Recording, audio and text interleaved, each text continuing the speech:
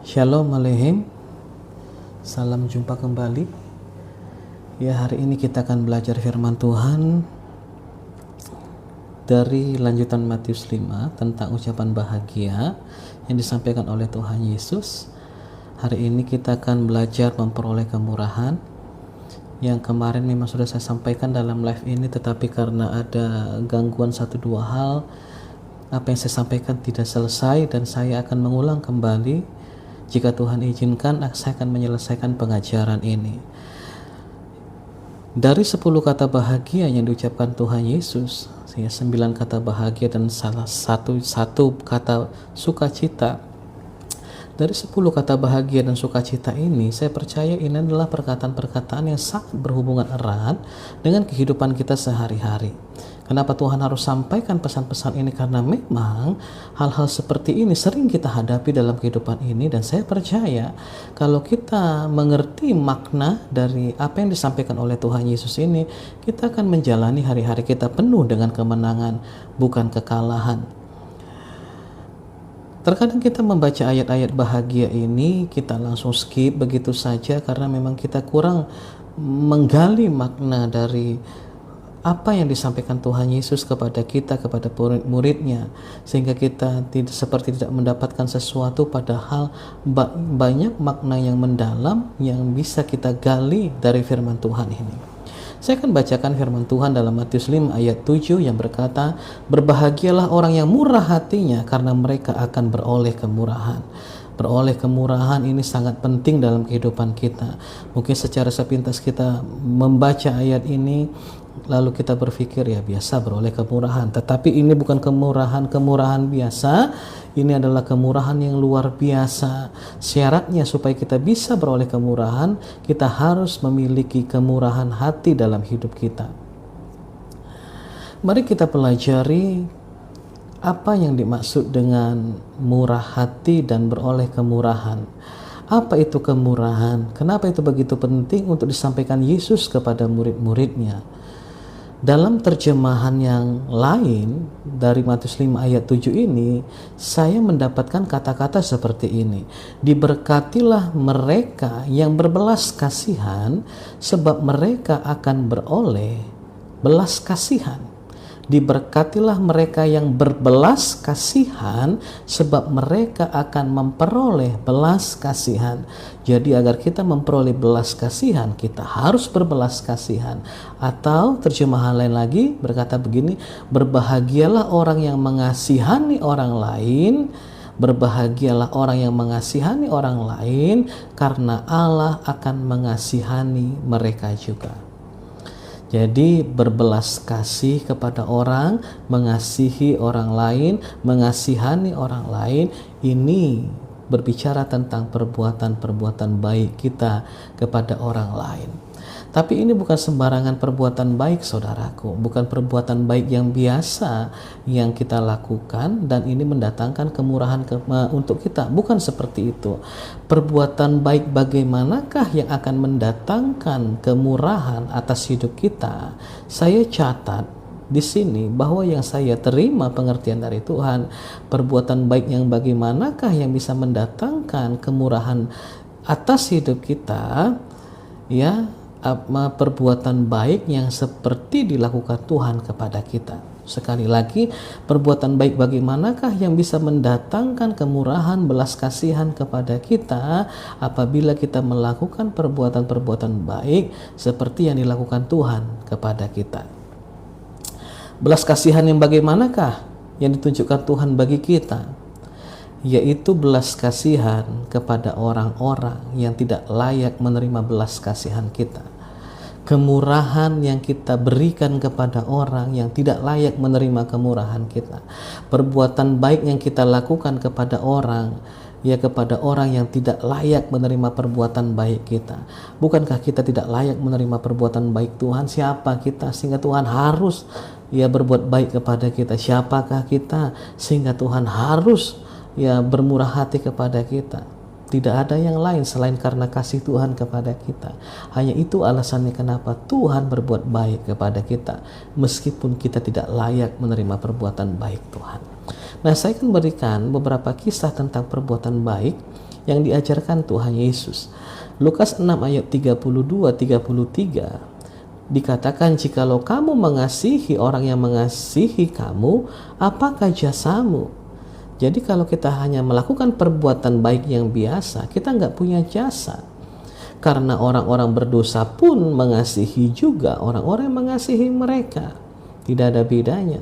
Sekarang kita kan menginginkan memperoleh kemurahan, dan ternyata perbuatan baik seperti ini tidak ada upahnya, apalagi beroleh kemurahan. Ya, apa jasamu, apa upahmu? Kata Tuhan, kalau kau berbuat baik kepada orang yang berbuat baik kepadamu, ini tidak menurunkan kemurahan Tuhan. Dan saya selidiki kata upah itu, kata jasa itu dari Lukas 6 ayat 32, itu ditulis dengan kata haris, ya, ditulis dengan kata charis, ya, kata haris. Haris ini artinya karunia Allah. Jikalau kamu mengasihi orang yang mengasihi kamu, apakah karunia Allah? Apakah yang akan dikaruniakan Allah kepadamu? Nothing, ya, tidak satu pun. Ya, karena orang berdosa pun mengasihi orang-orang yang mengasihi mereka.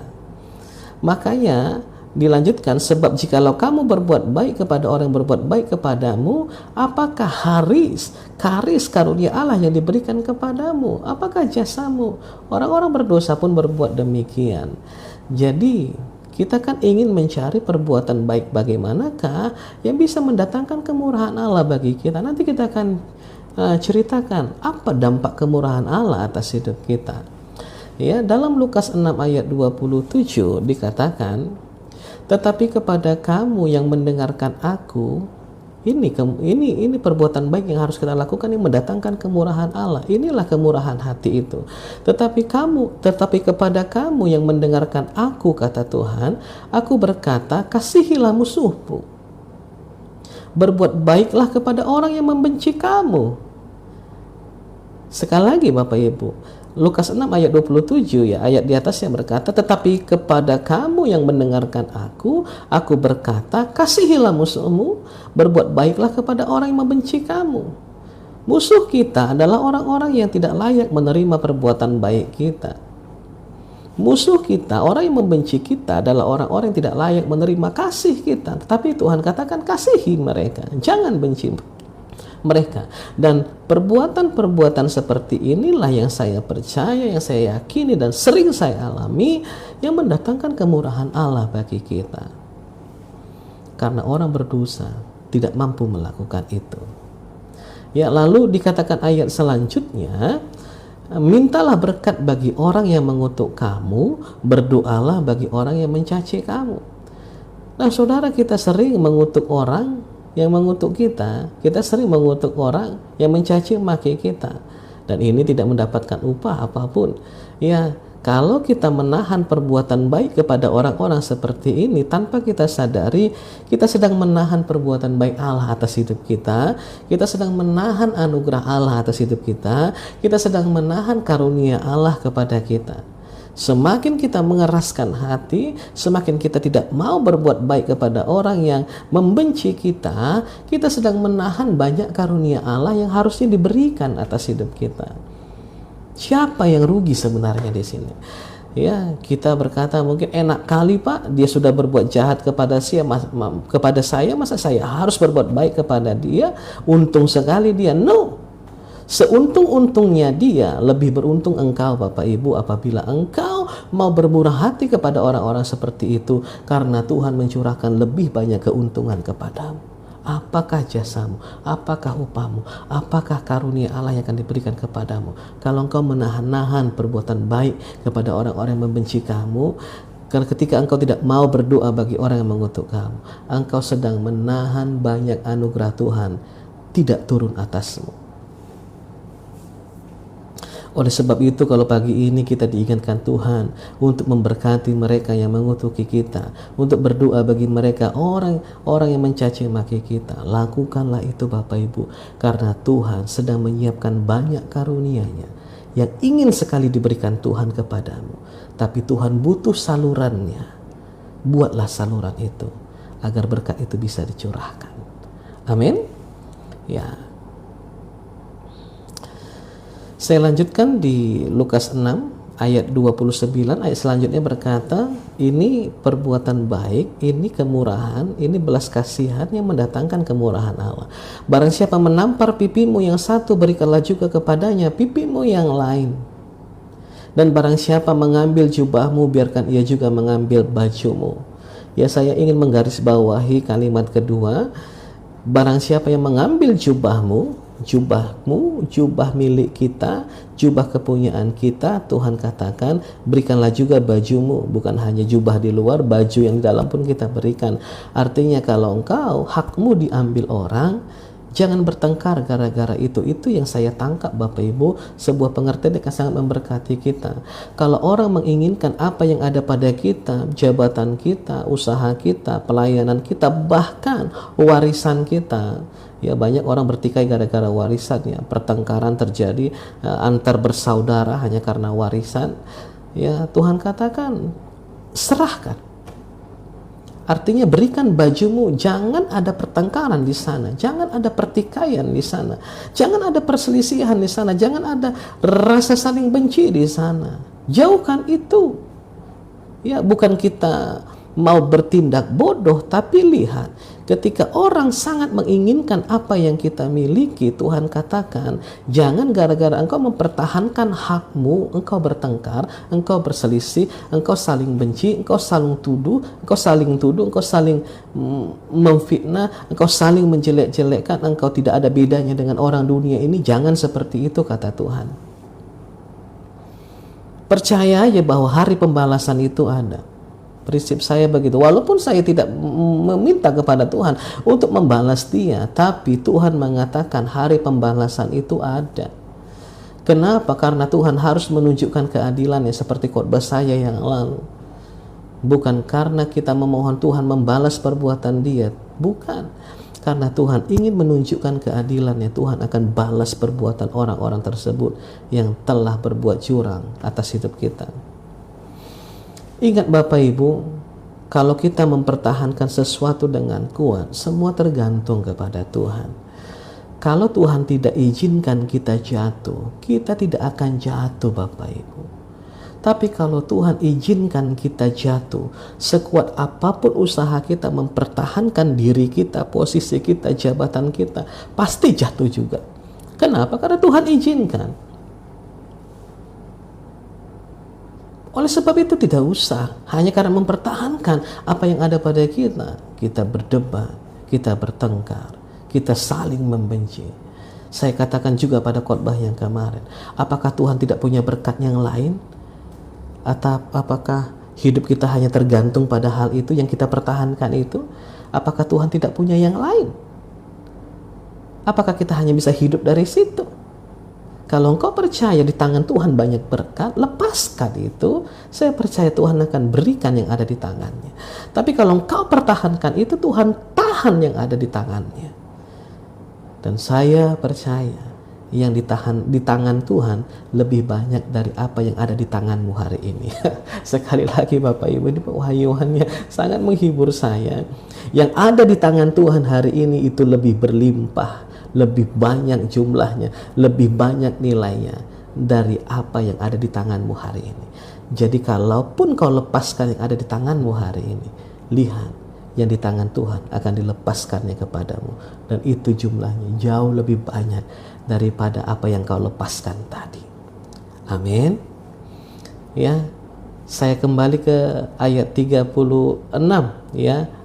Saya lanjutkan ke ayat 36, Lukas 6 ayat 36. Di ayat yang sama ini Tuhan berkata, hendaklah kamu murah hati. Itu nasihat Tuhan. Sama seperti Bapamu yang di sorga adalah murah hati. Hanya orang-orang yang bermurah hatilah yang mau melakukan ini. Kalau tidak, sulit untuk melakukan apa yang saya katakan tadi. Kalau saudara menahan untuk melakukan hal ini, saudara harus ingat, engkau sedang menahan banyak hal yang ada di tangan Tuhan yang sebenarnya ingin diberikan kepada. Jangan tahan-tahan, jangan keraskan hati, lakukan saja firman Tuhan ini, kemurahan Tuhan akan dicurahkan atas hidupmu. Ya, murah hati adalah belas kasihan kita kepada orang-orang yang membenci kita, orang-orang yang memusuhi kita, maka Tuhan akan mencurahkan karunia-Nya sebagai jasa, sebagai upah kepada kita. Saya akan baca beberapa tokoh-tokoh yang beroleh kemurahan dari Tuhan, Bapak Ibu. Karena dia bermurah hati, dia beroleh kemurahan dari Tuhan. Dan apa dampak kemurahan Tuhan dalam hidup mereka? Ya, tahukah saudara bahwa Abraham, Ishak dan Yakub adalah orang-orang yang sangat diberkati oleh Tuhan, dan secara finansial mereka adalah orang-orang yang sangat kaya, berlimpah-limpah kekayaannya. Ya, tapi itu bukan terjadi begitu saja. Lihat, ini adalah orang-orang yang sangat bermurah hati.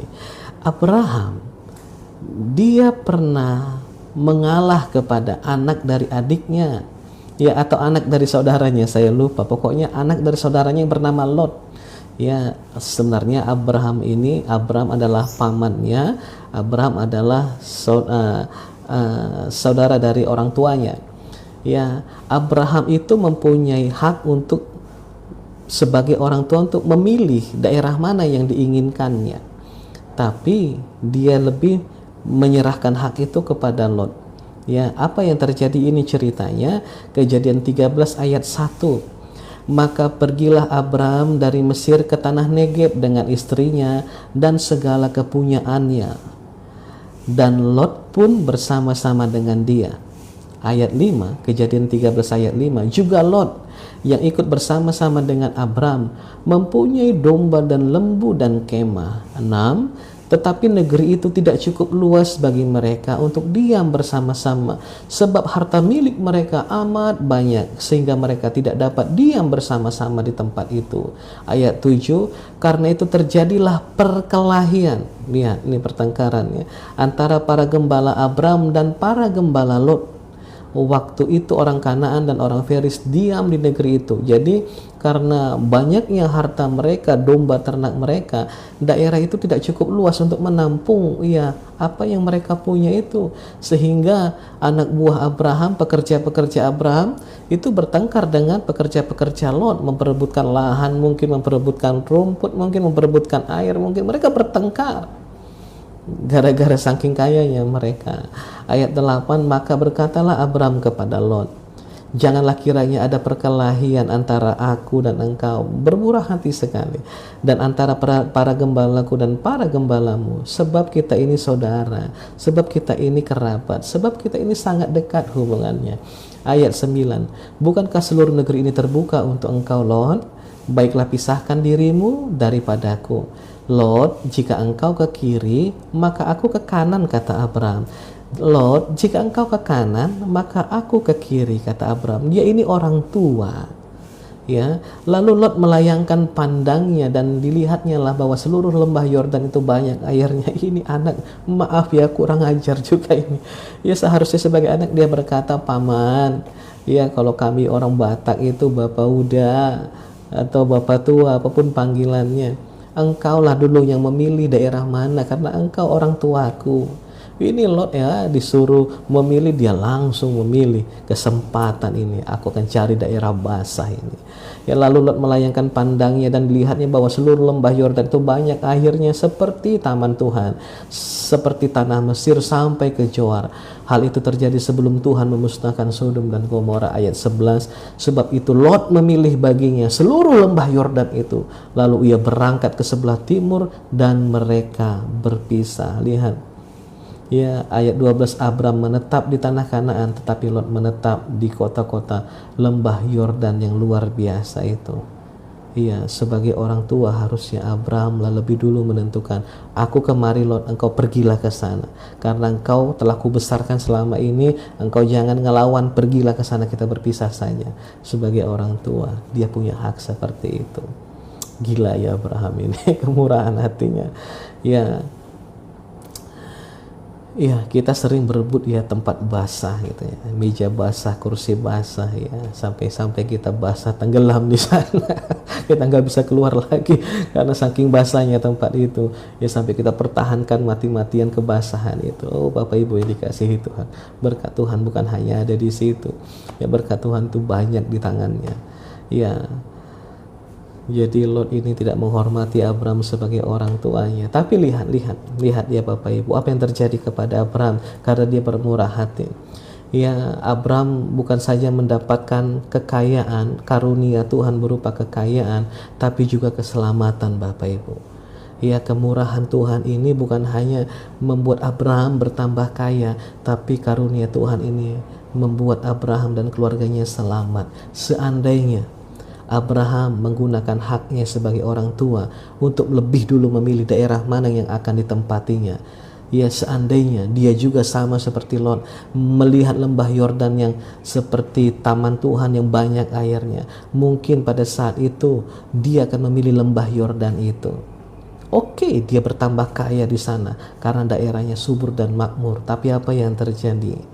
Ya, Lot tidak tahu bahwa suatu hari nanti lembah itu akan dimusnahkan Tuhan karena dia dekat dengan Sodom dan Gomora, orang-orang yang sangat berbuat jahat di hadapan Tuhan. Seandainya Abram tidak bermurah hati, maaf Bapak Ibu, saya pause sebentar, nanti saya akan lanjutkan kembali.